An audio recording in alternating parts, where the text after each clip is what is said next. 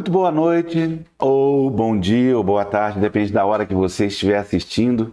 Este sempre um papo. Agora, é claro, é boa noite. Eu cumprimento a todos, e em especial o meu convidado especial, querido Lindolfo Pauliello. Como vai, Lindolfo? Muito boa noite. Olá, Afonso, uma alegria estar com você aqui e aqueles que o acompanham já há 35 anos. Muito obrigado. O escritor e apresentador Afonso Borges é um homem branco de cabelos e barba grisalhos. Afonso usa um óculos de armação escura arredondado e veste uma camisa branca. Ele está sentado em frente a uma estante repleta de livros e artigos de decoração. O convidado é o jornalista e escritor Lindolfo Pauliello, um homem branco de cabelos grisalhos e sem barba. Ele veste uma camisa azul escuro. Estar conosco, vocês que estão aí nos assistindo, apertem esse sininho, inscrevam-se no nosso canal para que recebam nossas próximas atividades, nossos próximos convidados. O motivo que nos une hoje aqui, que nos reúne nessa live, nesse tempo de vidro aqui conosco, é o livro A Crônica de Lindolfo Pauliello, escrito por Letícia Malar. Afonso mostra o livro. A capa tem uma máquina de escrever com uma folha de papel em branco. Letícia fez esse livro na forma de ensaio, interpretando e nos mostrando as características e a beleza da crônica de Lindolfo. Para você, Lindolfo, eu digo assim, eu leio desde que entendo por leitor de jornais e de mídias em geral.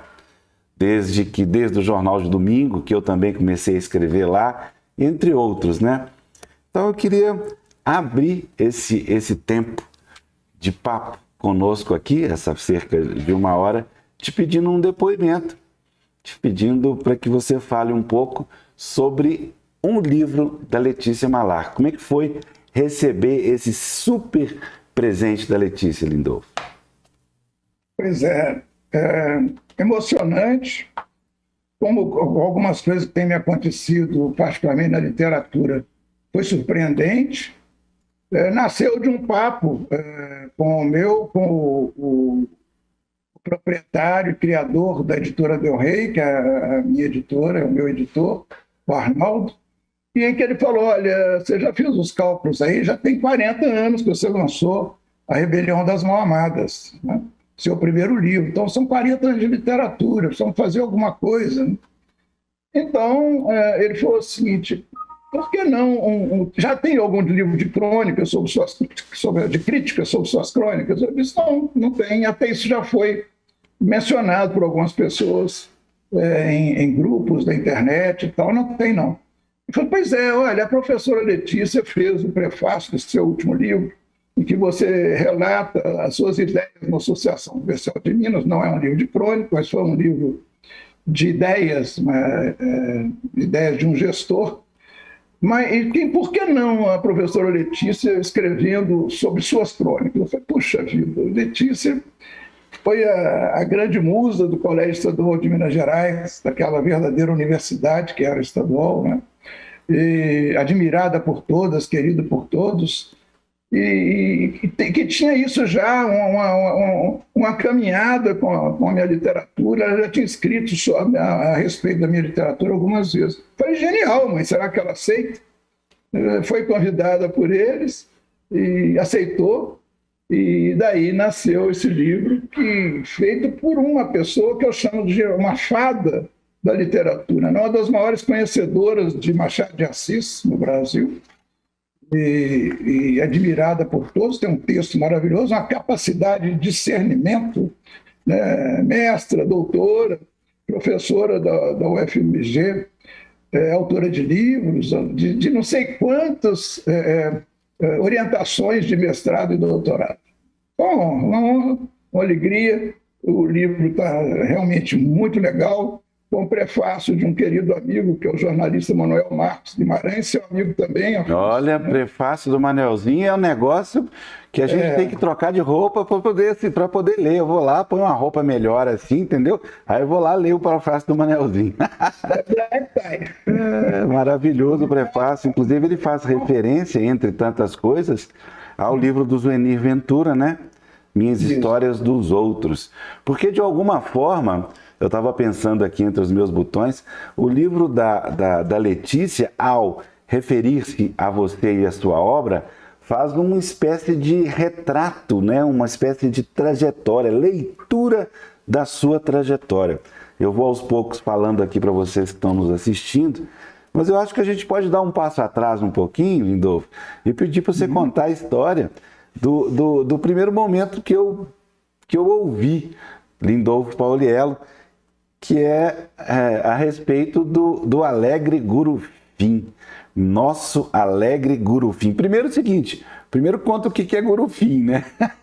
E segundo conta a história do Nosso Alegre Gurufim. Você está falando sobre esse livro aqui. Ó. Ah, tá com a capa aí. Que Lindolfo segura o livro Nosso Alegre Gurufim. A ilustração da capa, feita pelo cartunista Ziraldo, mostra 4 homens carregando um caixão. O Alegre Gurufim foi o meu segundo livro, né?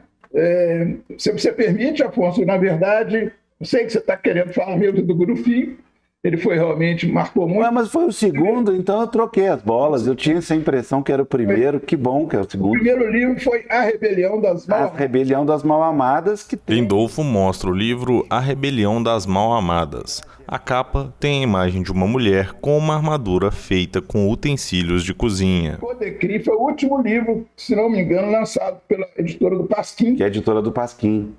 No momento em que o Pasquim era o grande prato dos estudantes brasileiros, na época eu estudava Direito, todo mundo lia o Pasquim. Isso. E acabou sendo um livro que foi hospedar as crônicas que eu tinha escrito nos anos de 79, 80 e 81, então saiu o primeiro livro, e aí logo em seguida o Gurufim. Então a Rebelião das Mal-Amadas foi o primeiro livro, com a grande repercussão, Pasquim. Eu fiquei devendo uma grande gentileza a alguns amigos, como sempre, tudo que a gente faz de bom deve a alguma gentileza de alguém, porque eu sou muito contra aquela afirmação do Sartre de que o inferno são os outros. Eu acho que a vida são os outros. A vida são aqueles que nos cercam, quer sejam da família, quer sejam os amores, quer sejam os grandes amigos. Então, o José Carlos Barbosa de Oliveira era o superintendente-geral da Fundação Roberto Marinho e trabalhamos juntos, eu pela Fiat, ele pela Fundação, na recuperação do patrimônio histórico brasileiro. Foi uma grande campanha. E um dia eu falei com o Zé Carlos, eu escrevo crônica já há 3 anos, quero lançar um livro assim, agora. Foi lá, conversou com o Ziraldo, que já era um bom amigo meu, e o Ziraldo lançou pela Codecri. Então, José Carlos Barbosa de Oliveira, fico aqui. Ficou registro, né? É o nosso admirável, endiabrado, patético e sensacional Ziraldo. Maravilhoso. Que graças a Deus goza de boa saúde agora. Depois de algumas invenções que o coração dele fez contra ele, ele goza de boa saúde agora de novo, graças a Deus. Graças a Deus. Então veio o segundo livro que você mencionou aí, que é o Nosso Alegre Gurufim. Esse livro nasceu de uma crônica, como sempre, quase sempre acontece, o autor pinça uma crônica que está no livro e dá título. Então eu dei Nosso Alegre Gurufim, que foi a ordem do dia. Nós estávamos durante o famoso regime militar, e saiu a ordem do dia do ministro famoso, na época, Velho Jardim de Matos, ministro da Aeronáutica. Ele fez a ordem do dia em que ele menciona que o Brasil vivia um clima de alegre Gurufim. Eu achei aquilo uma beleza, não tinha a menor ideia do que era Gurufim, assim como outros também não tinham. Então, Nosso Alegre Gurufim, preparei isso, pus no título e perguntei ao meu editor no jornal o que ele achava do título. Eu convidei para um almoço no Dona Derna, Wander Piroli. Querido Wander Piroli, meu grande. Wander, estou te convidando para a gente, além de comer aqui um bom almoço, do Memo, da Dona Derna, me diga aqui, que tal esse livro? Assim, você não vai vender nada, você vai ficar exterminado da literatura, porque ninguém vai comprar um livro chamado Nosso Alegre Gurufim. Ninguém sabe o que é isso. O Wander, brilhante. Pois não é que o livro foi um sucesso. Logo em seguida foi feita a segunda edição e ele foi adotado no vestibular da PUC, da chamada Pontifícia Universidade Católica, na época, da Universidade Católica, que foi um sucesso de vendas, Nosso Alegre Gurufim. Então, fiquei devendo isso ao poder militar. Mas conta o que é. Você tem que contar o que é Gurufim aí para o pessoal que está nos assistindo. Sim, olha, ninguém menos do que o maior filólogo que eu conheci, acho que muitos brasileiros o têm como maior filólogo, professor Aires da Mata Machado, escreveu um artigo no Estado de Minas sobre o Alegre Gurufim, dizendo que ele pesquisou, porque ele achou interessantíssimo, queria saber o que era isso, pesquisou filólogo, não encontrou o que era, e como ele não era homem de marketing, de comunicação, ele não fez o que fez o Wander, de dizer que o livro não ia vender. Pelo contrário, o professor Aires fez para mim um dos maiores elogios que eu já recebi como cronista e como escritor, dizendo que eu estava indo na estrada de Rubem Braga, de Machado de Assis, etc., etc., graças àquele Gurufim. Então, esse Gurufim foi muito legal. Mas depois disso, então, houve pesquisas, amigos se interessaram e descobriu-se que o Gurufim é o enterro com festa, como existe muito aqui no norte de Minas, na região do Jequitinhonha, e eu soube que até no Rio de Janeiro é um enterro com festa, onde se come torresmo, toma-se uma cachaçinha, etc., e daí nasceu esse termo. Parece que tem a ver com golfinho, porque golfinho é brincalhão, né? Então, golfinho, Gurufim e festa. Então, o tal ministro da Aeronáutica entendeu que o Brasil era um clima de enterro com festa e parece que ainda está. Lindolfo, como esse nosso papo é de verdade uma homenagem que o projeto Sempre um Papo, aqui do Tempo de 35 anos, presta a você, eu agradeço novamente a presença, agradeço novamente o seu aceite. E eu quero voltar um pouquinho atrás e pedir que você fale um pouquinho da importância de Ubá na sua vida. Ok. A importância de Ubá nos conduz à importância do interior de uma região, de um estado, a importância de Minas Gerais para mim, ao núcleo central da minha alma, né? Ubá era terra, não era a terra do meu avô, Levindo Coelho, não. Ele era de Catas Altas da Noruega, lá em Lafayette, na época de Lafayette, hoje município. Mas ele criou uma família em Ubá. O meu pai era de Muzambinho, no sul de Minas, tornou-se delegado de Ubá, tinha a menor vocação para delegado, a vocação dele era para juiz de direito, mas ele começou a vida lá ele conheceu a mamãe, e filho do velho senador Levindo Coelho, e ali eu passei boa parte da minha infância não morando lá, porque logo que eu nasci, o papai e a mamãe mudaram-se para uma cidade chamada Raul Soares, grande amigo do meu avô. Aliás, eu nasci na Avenida Raul Soares, 226, em Ubá. Raul Soares, Levindo Coelho e Arthur Bernardes formavam um triângulo de um projeto político, Afonso. Se você me permite entrar 2 minutos na política. Que isso, claro. E aí eu vou dizer por que desse meu afeto por Ubá, essa coisa toda. Esse projeto político tinha uma ponta que tornou-se um projeto nacional. Arthur Bernardes, no estadual Raul Soares, depois também foi para federal, no civil foi para ministro da Marinha, depois de ter sido governador de Minas, e Levindo Coelho foi o guardião da Zona da Mata, né? Eu tenho comigo, um dia desse, vou te mostrar que é muito legal, toda a correspondência do Arthur Bernardes com Levindo Coelho, quando Bernardes estava no exílio em Paris. E ele dizia: Levindo, tome conta da Zona da Mata. Há estrangeiros, entre aspas, querendo tomar conta da Zona da Mata. Não permita, haja em meu nome. E assim os três caminharam. Só que aquilo era um projeto do Partido Republicano Mineiro, PRM, e o vovô, num dado momento, participou da criação do famoso PSD mineiro, Partido Social Democrático. O PRM estava demasiadamente conservador, retrógrado, e, por outro lado, também impedia que, com a chegada de Getúlio Vargas, a Zona da Mata recebesse apoio federal. Então, o vovô foi o líder que, junto com outros colegas, participou da comissão executiva que criou o PSD Mineiro. Então, essa foi uma história. Na verdade, ele era um médico e era um monge. Ele era um líder católico. Tinha um jornal chamado Folha do Povo, que ficava, segundo o promotor Campomise Filho, um grande articulista que houve aqui em Minas Gerais. Claro, Campomise.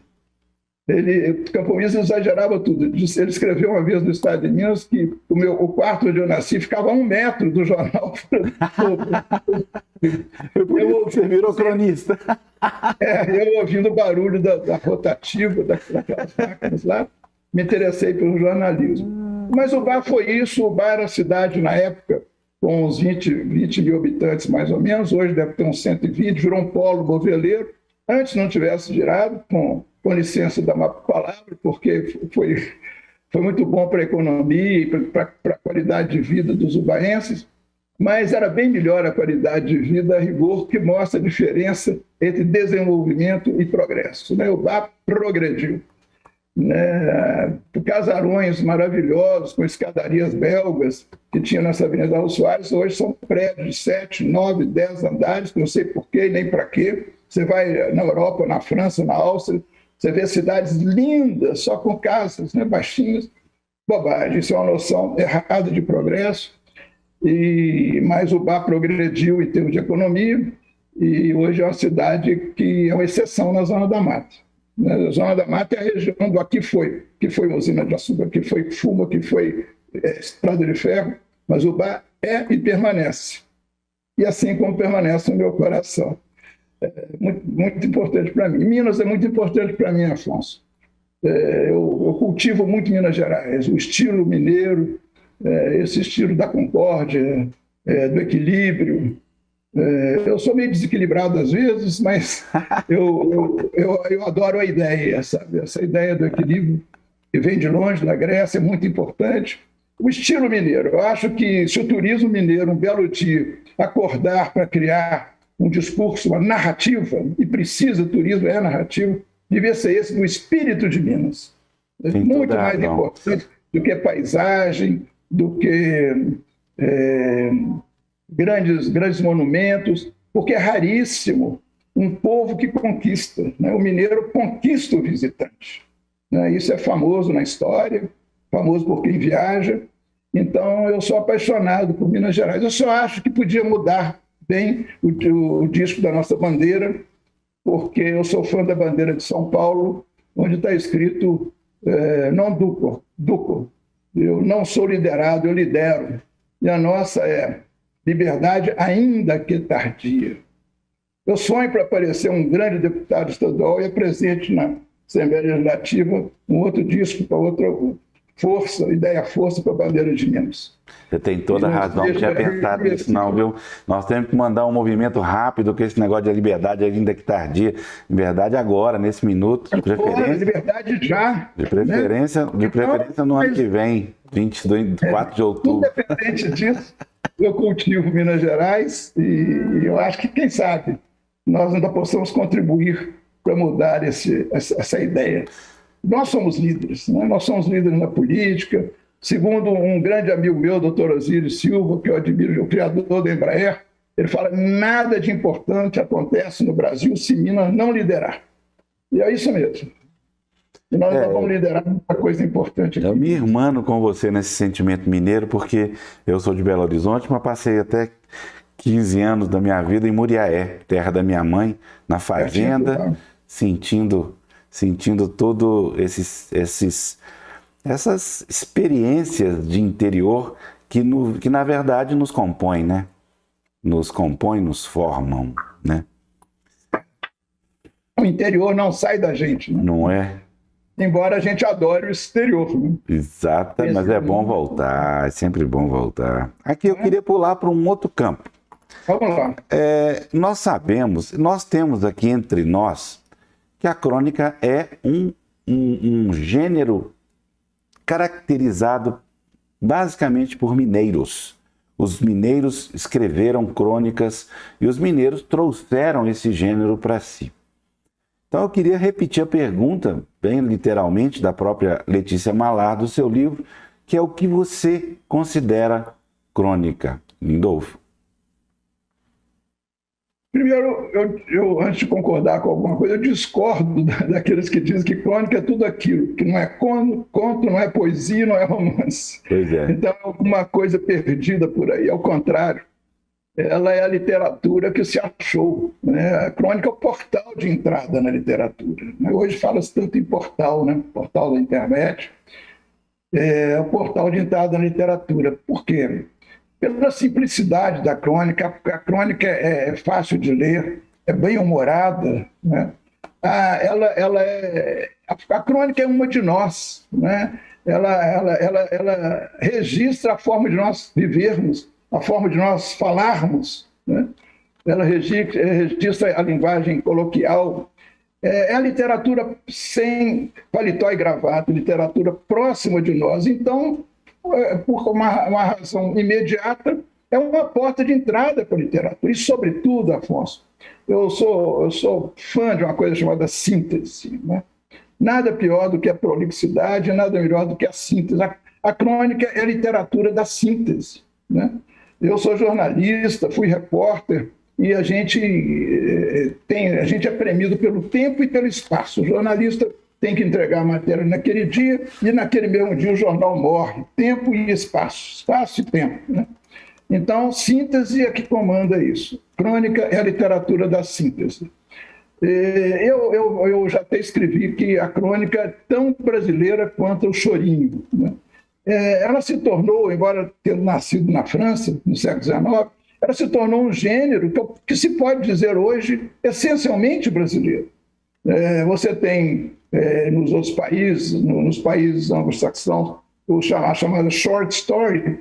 É uma história curta, mas ela tem um estilo dela.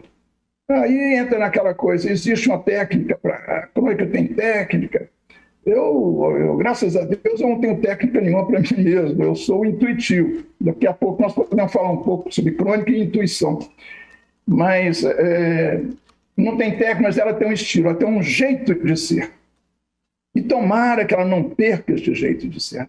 Eu estava conversando com a Letícia Malar anteontem, uma conversinha rápida que eu tive com ela, e perguntei a ela sobre se ela acha que crônica está precisando de um reajuste na crônica, de uma garibada, porque ela está abandonada pela universidade, está abandonada pelos jornais.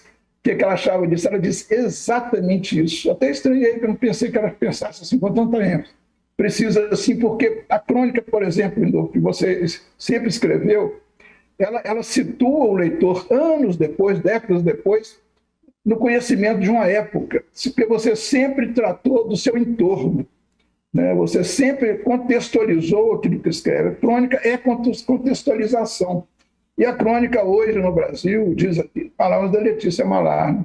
Ela não está, os autores de crônica não estão procurando contextualizar, não estão dando importância a essa questão do papel, digamos, social da crônica. Além da qualidade literária que a crônica contém na forma de síntese, na forma de relatar a ambiência, né? Eu gosto dessa palavra relacionada com a crônica. Ambiência, não é? Geralmente se relaciona com a palavra cronologia, de cronos, tempo, mas tem essa questão do ambiente, do contexto, né? É importantíssimo. Não como nos preveniu Machado de Assis, para que a gente entre em polêmica social, política, que crônica é avessa. Por que ela deve ser avessa? Ela deve ser avessa política porque ela nasceu como entretenimento nos jornais. Aquele pé de página dos jornais do século XIX na França e depois no Brasil. Entretenimento. Então, ela é uma literatura bem-humorada, não é para estar aí traçando polêmicas. Mas o aspecto... Eu vou te dar uma interrompida agora, porque você tocou num assunto muito importante. O fato dela da crônica não, de qualquer forma, envolver-se com política, fez com que, na minha opinião, a crônica, que todo mundo acha que é crônica hoje no jornal, não é mais crônica. essa crônica virou artigo opinativo. A crônica, em algum momento, quando Fernando Sabino referiu-se a essa coisa de crônica não sei o quê, é que ele quis criar uma diferença entre crônica e conto. Agora, hoje, eu acho que o mais grave, isso é uma pergunta para você, querido, é o seguinte: em que momento que a crônica virou artigo opinativo? É interessante isso mesmo, sabe? Virou a crônica, virou artigo opinativo, que a gente chama em jornalismo de artigo sério, artigo, né? Aquele que se envolve em política, polêmica, etc, etc. Eu acho que quando ela perdeu o aspecto lírico, de tanto apreço de Rubem Braga, o aspecto poético de tanto apreço de Paulo Mendes Campos, né? O aspecto da brincadeira, de tanto apreço de Carlos Drummond de Andrade, que escrevia como se fosse um jovenzinho, ele aos 80 anos. Então, esses aspectos da crônica, do lirismo, da poesia, do humor, né, da brincadeira, de flanar por aí, né, assim, vagabundear nos textos, e aí mostra muita coisa do impressionismo, que eu queria depois, se possível, falar 2 minutinhos sobre a crônica do impressionismo. Então, eu acho que é fundamental isso aí. Eu acho que foi isso, Afonso. Os cronistas atuais, assim chamados, eles deixaram de lado alguns aspectos essenciais de um gênero literário que não tem necessariamente uma técnica, mas tem uma alma. A crônica está perdendo a alma. Falou muito bem, Lindolfo. Eu ia fazer outra pergunta, não faço mais. A pergunta é a seguinte. Falou muito bem. Eu vou bancar o bobo agora. Ô, Lindolfo, fale um pouco sobre a crônica e o impressionismo. Bom, eu vou falar sobre aquilo que eu não devia falar. O infalável, como diria o Dadá Maravilha. Eu vou falar sobre a epidemia. Eu me impus, logo em março do ano passado, 2020, falar, eu tenho que fazer alguma coisa nessa época. Não posso deixar passar em brancas nuvens esse período que vem aí, sei lá o que a gente vai fazer, né? Todo mundo trabalhando em casa, etc. Eu tenho que fazer alguma coisa nesse período. Então eu falei assim, eu vou aprender a escrever melhor crônica. Para me tornar um melhor escritor de crônica, eu vou procurar acentuar mais a estética da crônica, né? A crônica pode ser mais bonita nas suas palavras, né? Então eu fui direto no Pai da Criança, que é, para mim, o escritor mais atento à estética, que foi Flaubert, né? Então eu fui reler Salambô, uma preciosidade, e ali eu fiquei vendo as pedras preciosas, que são as palavras usadas e as frases do Flaubert. E aí eu pensei, gente, por outro lado, a crônica precisa ter mais estética, ser mais arte, tornar-se ser vista como arte, mas ela, para ser vista como arte, ela tem também que ter um conteúdo mais atraente ainda. Palavras bonitas, mais textos atraentes e que interessem de fato ao leitor. E como é que eu posso buscar isso? Então, eu me lembrei do impressionismo. Por quê? Porque a crônica é um instante. A crônica é a captação de um instante. A captação de um instante que tocou a alma do cronista. Não basta estar vendo um instante, precisa estar vendo uma cena num instante imperdível, que toca nele. E aí que eu vejo, eu falei que queria falar um pouco sobre a intuição, é que eu vejo a relação entre crônica e impressionismo, é a relação entre crônica e a intuição. Você se utilizar da definição que o Henry Bergson, ele escrevia em inglês, o filósofo da intuição. Ele dizia o seguinte: a intuição é a atenção que o espírito presta a si mesmo enquanto observa a matéria. Veja só, a atenção que o espírito presta a si mesmo enquanto observa a matéria. Então, fato qualquer, pessoas qualquer, objetos quaisquer, não são importantes para o cronista. é importante aquele instante sui generis, que tocou a alma dele e que, mais do que nunca, é aquilo que o Bachelard fala. O instante já é o espaço entre dois nada. O instante é uma coisa fatal. Não perca nunca o instante. E ele é único e indivisível, não dá para transferir. Não dá para transferir. E o cronista é aquele que não perde um instante. Não perde um instante. Então tem uma crônica minha, Afonso, que se chama... meu Deus do céu. Mulher anotando o lixo. Mulher anotando o lixo. Eu parei num sinal de trânsito, fui ali perto do colégio Marconi, ali naquela região, me lembro bem, tinha uma opção de lixo, saco de lixo na esquina, uma senhora lá, catadeira, e anotando. Eu já vi mulher catando, homem catando, mas não anotando. Eu falei, lá está uma mulher anotando o lixo. E aquilo me tocou. Eu falei, o que ela estava escrevendo? Eu falei assim, ninguém conhece melhor outro alguém do que aquele que observa o lixo das pessoas. O que é que sai da casa das pessoas? Quantos litros de uísque, não é? Ou quantos litros de remédios? Né? Aquela mulher está anotando o lixo. Aquilo me tocou. Isso é crônica. Isso é impressionismo. Impressionismo, você veja, agora ligando a coisa, né? O impressionismo nas artes, o impressionismo na pintura, você pega o primeiro quadro do Monet, o mais famoso, que é o Nascer do Sol, a impressão Nascer do Sol, transparece dele a luz, a sensação e o instante. A luz, a sensação e o instante.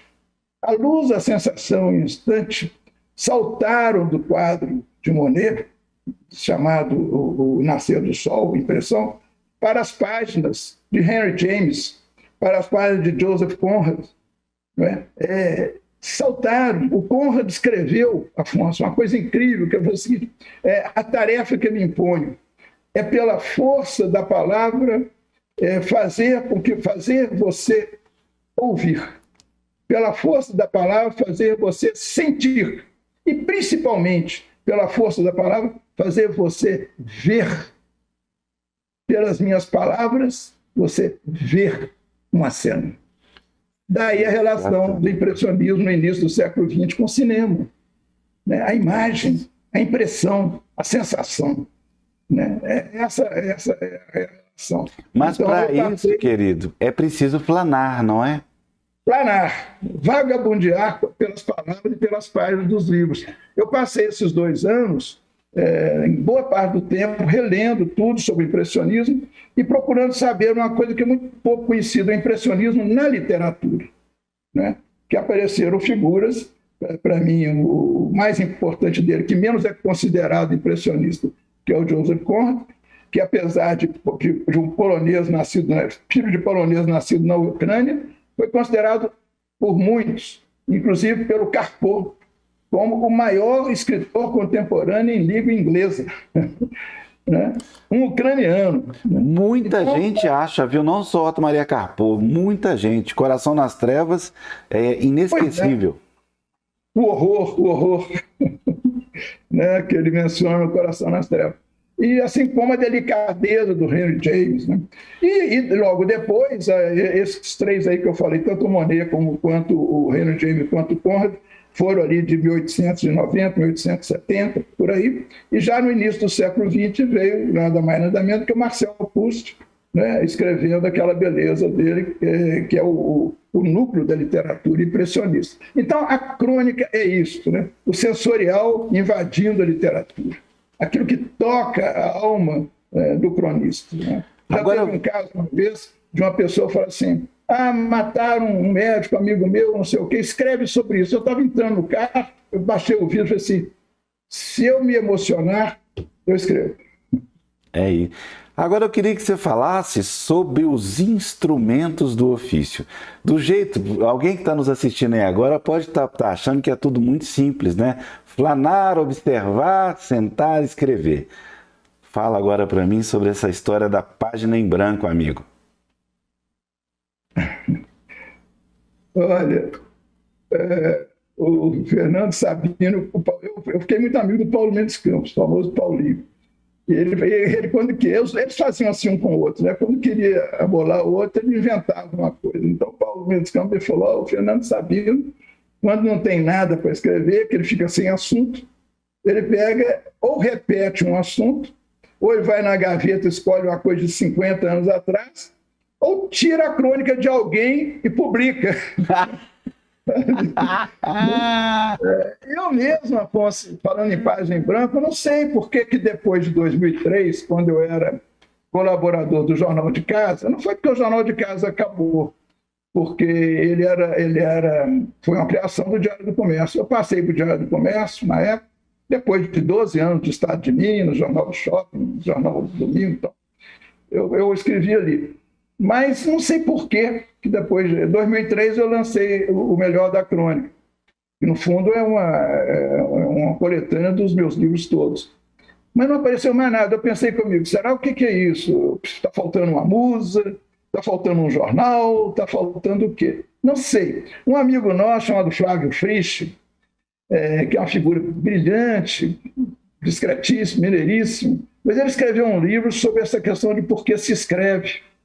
Né? E as pessoas que ele estudou a respeito chegam até a dizer que é alguma coisa paranormal. Sabe que de vez em quando eu tenho insônia, subo até o meu escritório aqui em casa e vou ver coisas que eu escrevi. Eu falo, não fui eu que escrevi isso, não.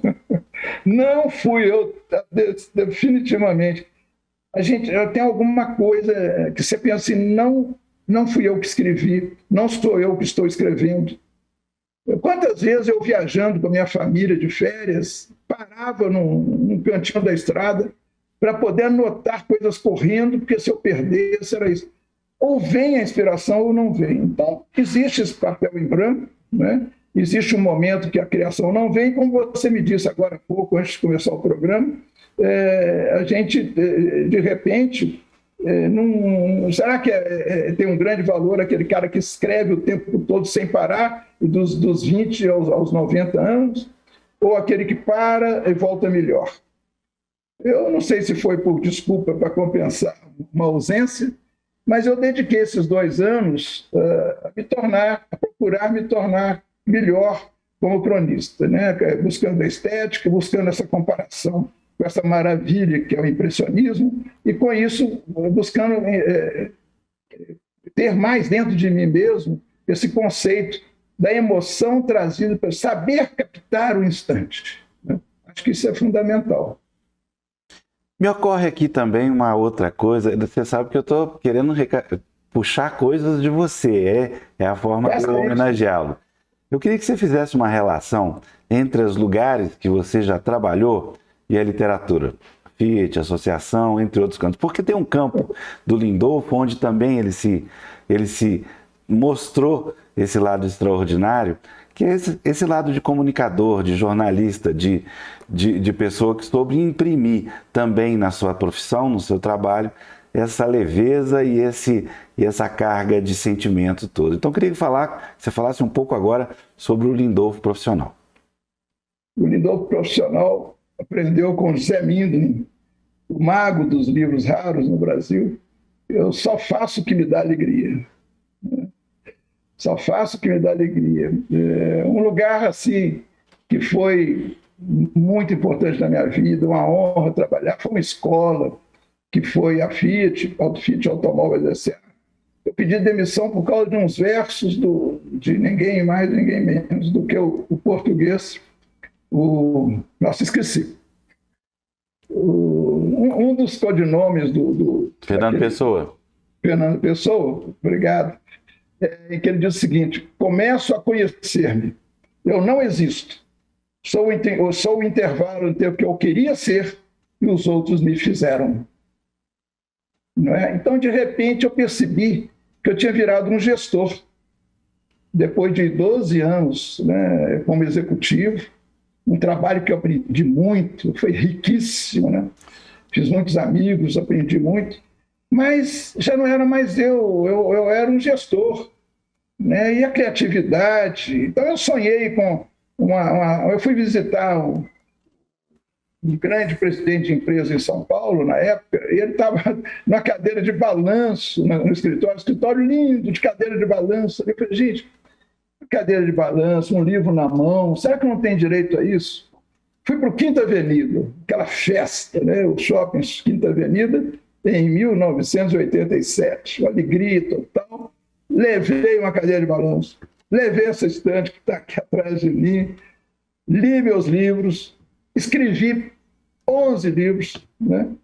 E valeu a pena, e fui viver, fui ser eu mesmo, né? Isso é que é importante. Então, eu não era eu mesmo enquanto executivo, não é? Enquanto jornalista, era assim. Um dia, Afonso, um amigo comum nosso, querido, Emerson de Almeida, eu estava na associação comercial, o Emerson manda uns textinhos de 3 palavras, ele me chama de LP. LP, a associação comercial é o seu legado? É o seu legado? Pá. Aí eu falei assim, não, Emerson, eu respondi no ato. Não é não, o jornalismo foi o meu legado, eu tratei o jornalismo como se fora.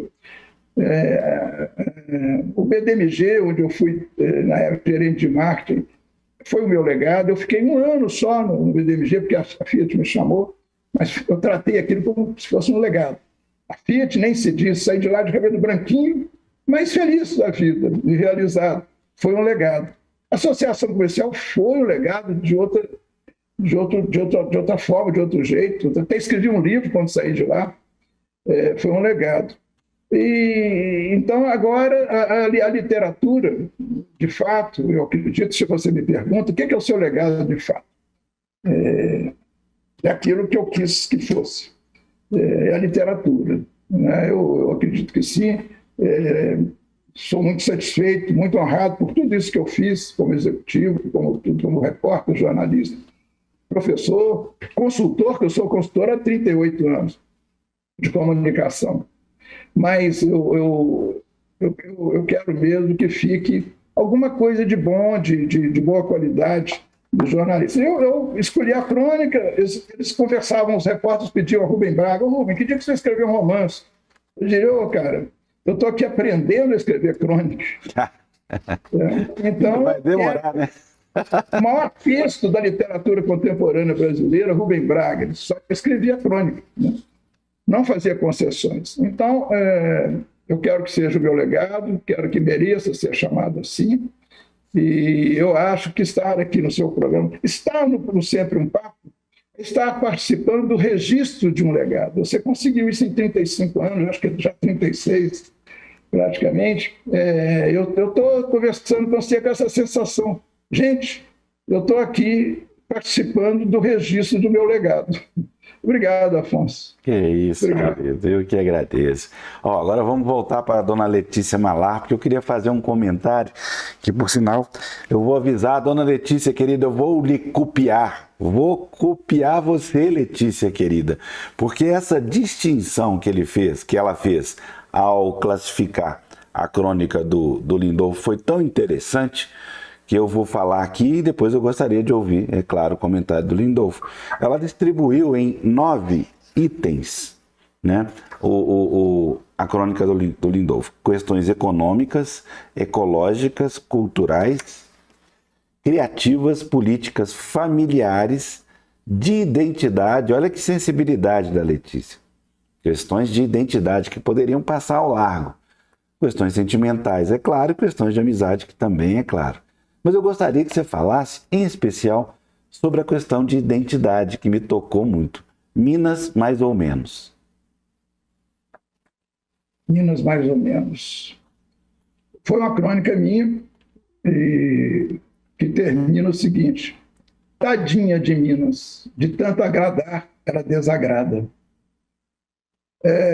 Então, essa questão barroca do mineiro e de Minas Gerais, das minhas palavras, do claro e escuro, daquela diagonal do quadro barroco, né? Lá no alto Deus, lá embaixo demônio, sob forma de dragão, de cobra, o que quer que seja, mas sempre 2 ambientes, um ambiente bom, um ambiente mau, no meio do caminho está o mineiro, aquela coisa toda. Então, aí nós vamos para um debate interessantíssimo, Afonso, que é o debate entre mineiridade e mineirismo, e mineirice, na verdade, melhor, porque eu sempre sou apaixonado por observar isso, né?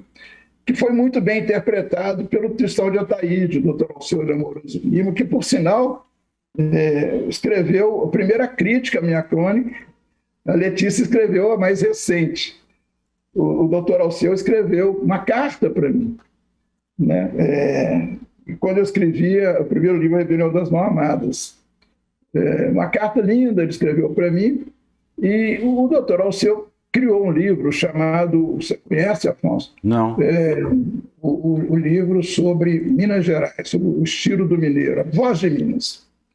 O Silvio de Vasconcelos tinha escrito Mineiridade, ou escreveu posteriormente Mineiridade, e a voz de Minas foi escrito pelo doutor Alceu de Amoroso Lima. Nesse livro, ele fala sobre... seria uma coleção falando sobre o espírito de Minas, Rio Grande do Sul, Sergipe. Ele acabou escrevendo Minas e acabou não fazendo outro. Mas é uma obra-prima esse livro, que eu reeditei pela Fiat Automóveis S.A. Nós reeditamos isso.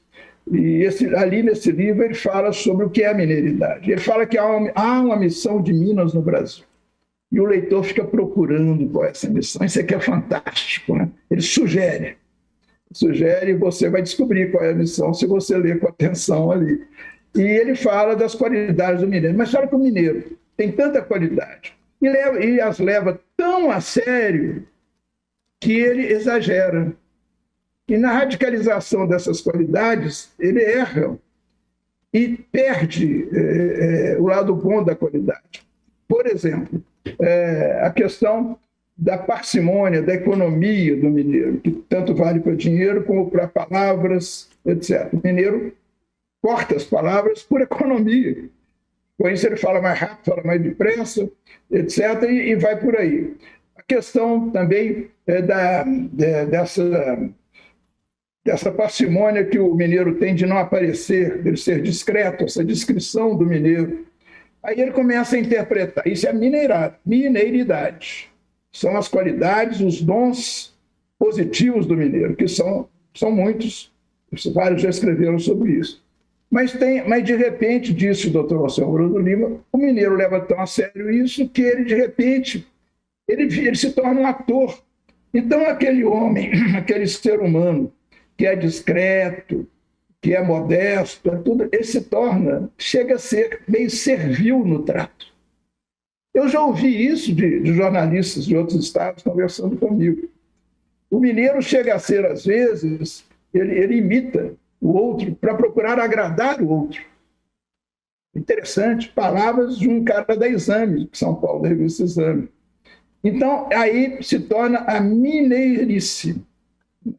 Na posse do Otto Lara Rezende, na Academia Brasileira de Letras, falou-se muito nisso, nessa questão da mineirice e da mineiridade.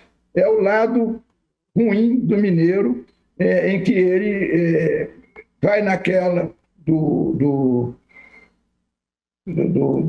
sociólogo que escreveu que o brasileiro é sobretudo, um meigo, é um ser meigo, o Buarque de Holanda, escreveu isso. Então, o mineiro, com essa meiguice dele, ele às vezes se perde. Então, se isso aparece na política, na liderança empresarial, essa modéstia excessiva, em que a grandeza da mineiridade se perde na pobreza da mineirice. Então, essas duas coisas são incríveis, né? Que é a questão do espírito barroco do mineiro. E aí eu vou voltar ao ponto do perfil do mineiro, da identidade do mineiro, a qual se você se referiu. Quer dizer, o mineiro de tão bom fica bobo, se torna bobo. O mineiro de tão britânico, né? Ele se torna um ser distante, que às vezes nem se comunica pouco. Então, é preciso, engraçado, o mineiro deixar de ter, voltar não, ele atingir o ápice daquilo que ele tem tanto, que é o equilíbrio. Eu sempre falo sobre isso. Equilíbrio entre a mineiridade e a mineirice, né? A vida é essa balança, né, Afonso? Encontrar esse meio termo, nem tão paulista, não é verdade? E nem tão mineiro. Eu queria que você falasse a mesma coisa agora sobre a questão das crônicas que você fez sobre o amor. Sim, são muitas, né? Eu sei. Eu sou muito romântico e tem alguma coisa também de lírico, aprecio o belo, né? Então, eu sempre escrevi muito sobre o amor. E é interessante que eu estava de férias, hoje alguém me perguntou, um jornalista, hoje mesmo de manhã, sobre as coletâneas, né, sobre obras em que eu participei com outros cronistas. E aí eu estava conversando a respeito disso. E fala sua pergunta de novo, que eu quero encaixar aqui, por favor. Não, eu quero puxar, foi bom você falar isso, que o fio da meada, ele vem na verdade, a minha pergunta é a seguinte: qual que é a carga, a importância da lírica na crônica? Porque hoje eu não vejo mais, não consigo, mas e se existe a lírica na crônica, ela vem na forma também extremamente opinativa. É fácil, abre um livro do Rubem Braga, né? Você vai ficar encantado com a capacidade de lirismo, de tornar uma coisa simples sobre um passarinho, esse passarinho que eu sei que vive voando aí pela sua casa fora, que agora há pouco eu vi passando pela estante aí, eu sei que ele existe. Ele fala sobre o passarinho, né? Ele fala sobre quaisquer coisas, né? E com lirismo. Então, eu acho que, eu já te falei, que assim como Minas, aí nós voltamos, assim como Minas se perdeu por transformar a mineiridade em mineirice, os cronistas vão se perdendo em transformar a crônica com seu estilo, a sua alma, né, de lirismo, de poesia, de humor, etc., e até mesmo de síntese, porque tem aí cronistas escrevendo meia página. A crônica tem 45 linhas, pô, sabe?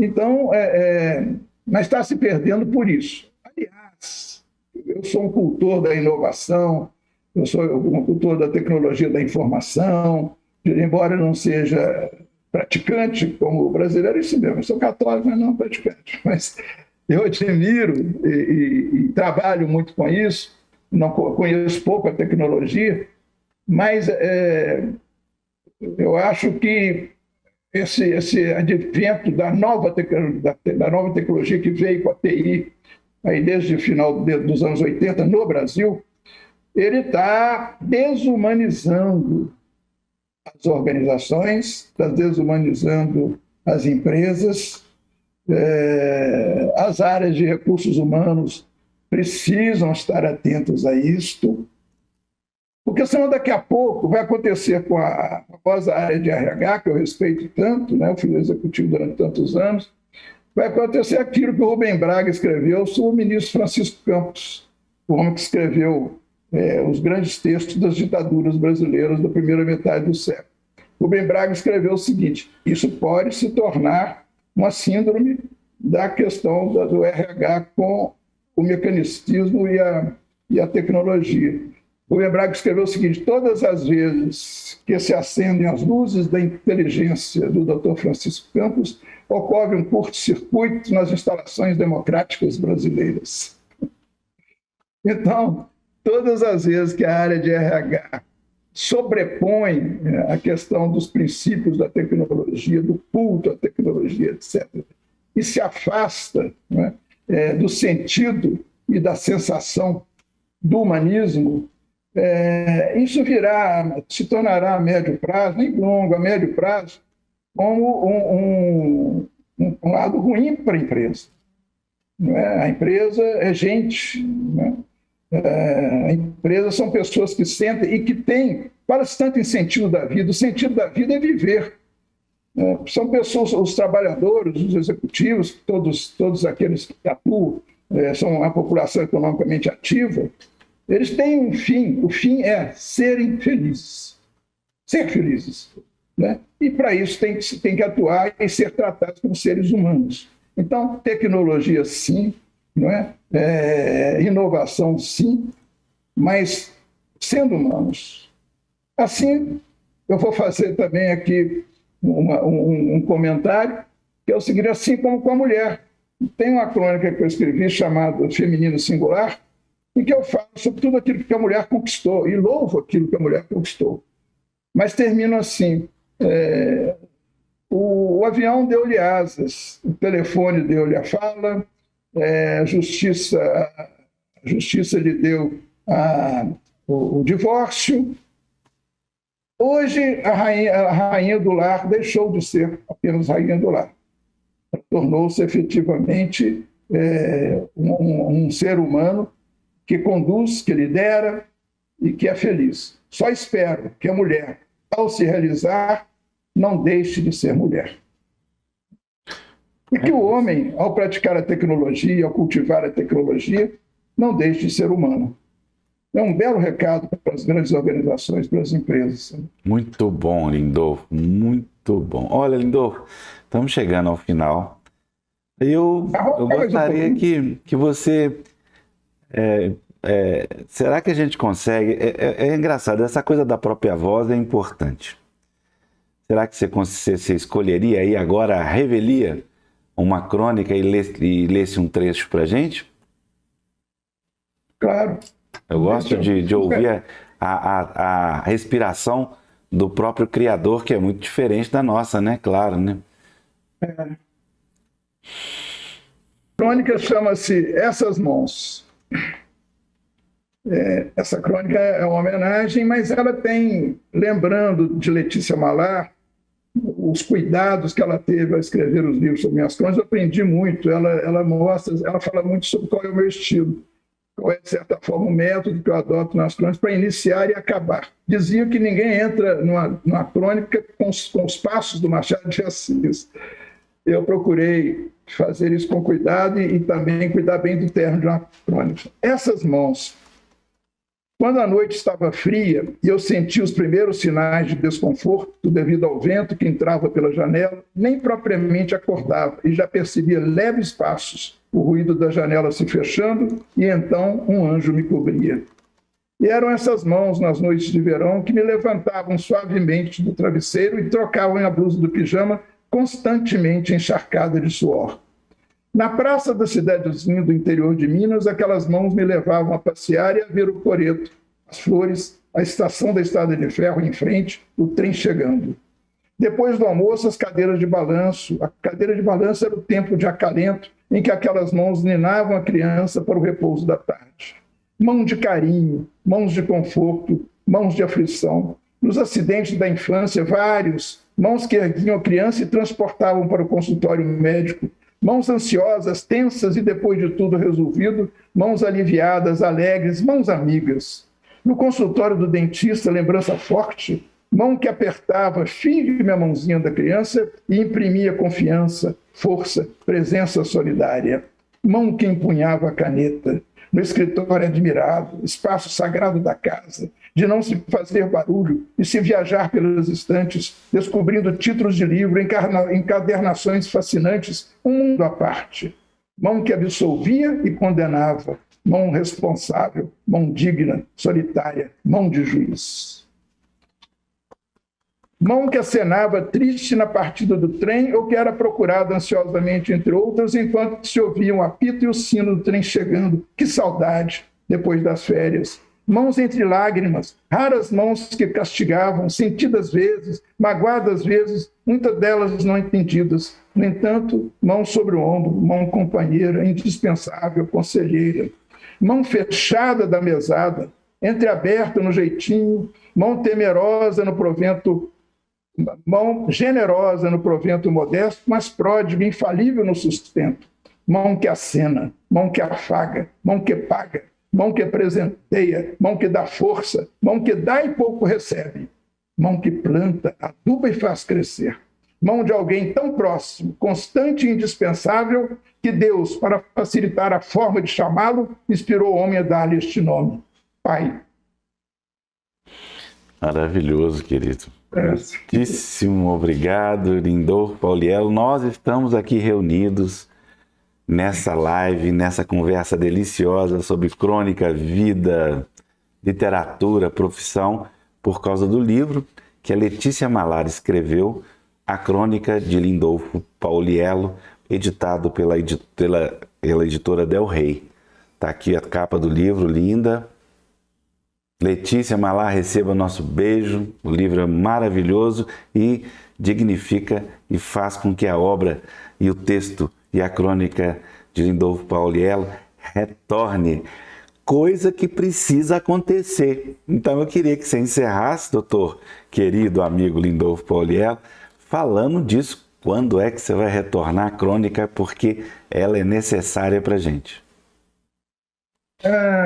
Agindo assim como eu ajo como consultor, sempre que me chamam. Sempre que me chamam. Vai ser assim. Eu espero que aconteça.